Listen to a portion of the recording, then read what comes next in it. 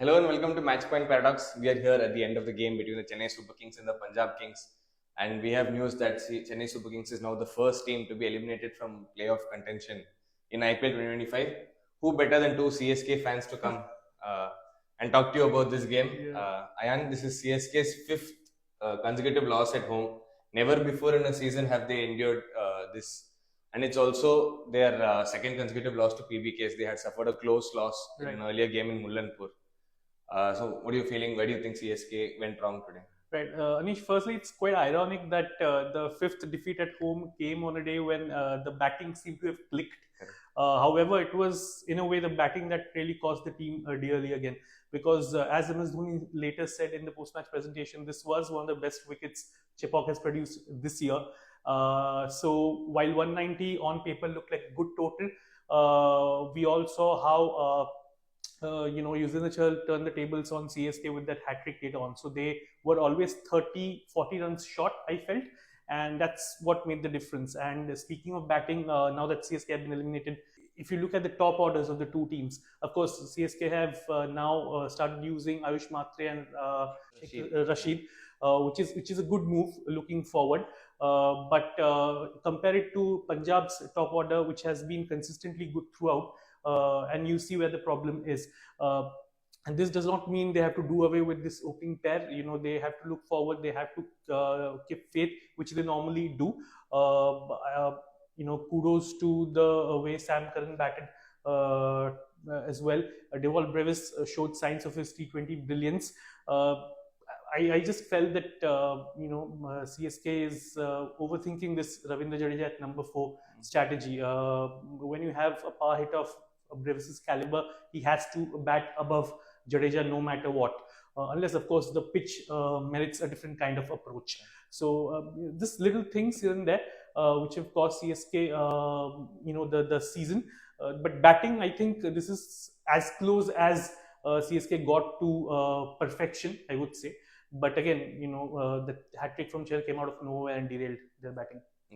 On the contrary, Punjab Kings really planned the chase well. Obviously, they got a bucket load of wickets in the last 2 overs, but 190 is still a score that is considered formidable in T20 cricket. And it's nice to see how they planned. The earlier game this year, Acharya had come and belted 100 against CSK. So I think both the openers have done fairly well for them. It's been the middle order that has been short of runs. But again, they made sure that one of the openers stay. Prabsimran, you generally see him play a lot of shots, but today's, I think his strike rate is somewhere around 150. Not really the 200s that we are seeing. We've seen 200 strike rate cameos from him, but today he just played those extra 10-15 balls to take his time, made sure that Shreyas Iyer, who had come in newly after Priyansh got out, had time to settle in as well. And that partnership really flourished, which helped Punjab make sure that the run rate never goes too high. And despite wickets falling at the death here again, Pathiyil, despite his first 2 overs going for quite a lot of runs, he and Khalil managed to pick those 3-4 wickets at the death. But again, I think it was a foregone conclusion by them. Correct. Absolutely. I mean, once again, if you look at the teams that are doing well this year, it's the top order that's really clicked. You look at RCB, you look at DC, LSG, MI.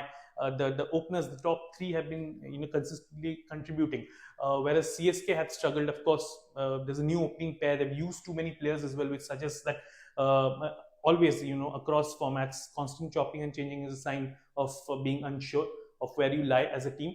So that's been their Achilles heel, because the top order, as you correctly pointed out, you had Shreyas Iyer anchoring the chase, and Prabsimran also said in the post match that the wicket was slightly slower, so they couldn't really get off the blocks as quickly as they would have liked, but they didn't lose more than a wicket. And when the right time came, they were able to accelerate. Whereas CSK had lost 3 wickets by the time the power play ended, which also puts into context Curran's innings.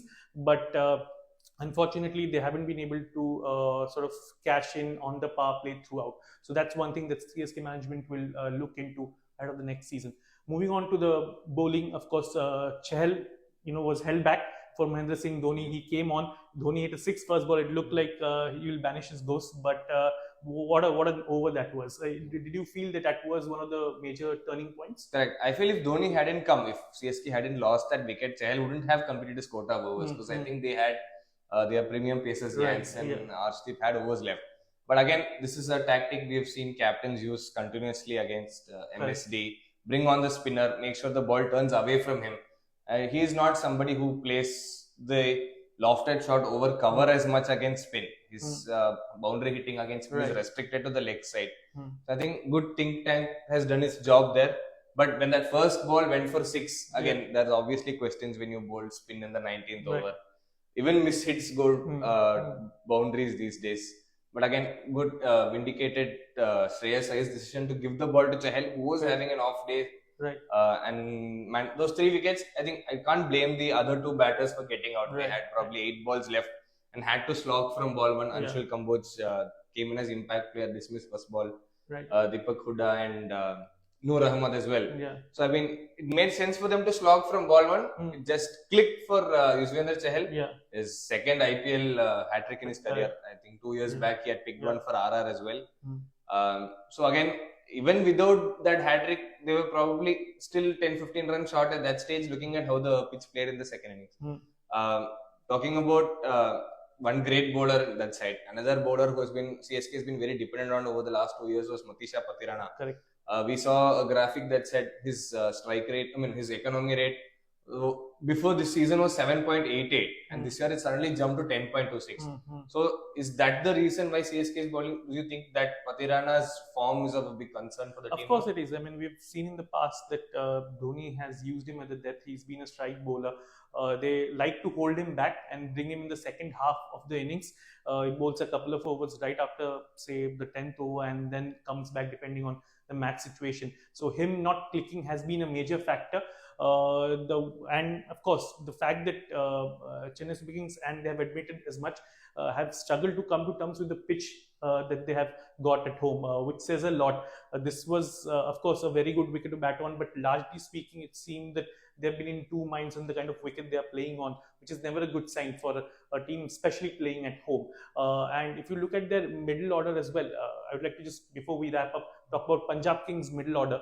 Now, as much as a morale boosting win as this was, and it's catapulted them to the number 2 position in the points table, Shreyas Iyer will have some headaches when it comes to that middle order. It's looked fragile. As you said, 10-15 runs more, and who knows, which way this game could have swung. So as the competition reaches the business end, they really need to address the middle order issues, because and this happened with Sunrisers last year, where the openers played barnstorming knocks throughout, but when it came to the final and KKR got those early breakthroughs, the middle order just crumbled under pressure. So you don't want to be in that kind of a situation. So yeah, Anish, as we wrap up, of course, farewell for CSK. They have still got a few games left, but now they will have to look forward to the next season, don't they? Yep. This is only the second final we will see in the IPL without MS Dhoni. So that is a stat that shows how dominant CSK have been, and that 1 year with RPSG as well. But this time they haven't got it right. Fleming during the conferences has kind of touched upon how their gambles in the auction haven't paid off as well, and you can see they bank on experience generally. The call to pick in Tripathi and Hooda haven't really worked out, but they have an option now. Matre has done well since he's come in. Brevis has been a breath of fresh air. So again, they will already be thinking about who to retain, who to let go ahead of next season, and try to take a shot at the title next year. They have done it before, although they've never finished last on the table. That looks like a probability this time. But not qualifying and then coming back and winning the title next year is something CSK has done in the past, and hopefully they'll be able to manage it next time. The next encounter is RR and MI. RR still mathematically in it. The win in the previous game boosting its chances. MI comfortably nestled in the top 4 for now, so they'll be hoping to extend their winning run and make sure that they aren't stuck in that fight for 4th place. So stay tuned for more such content from Sportstar. Thank you for tuning in.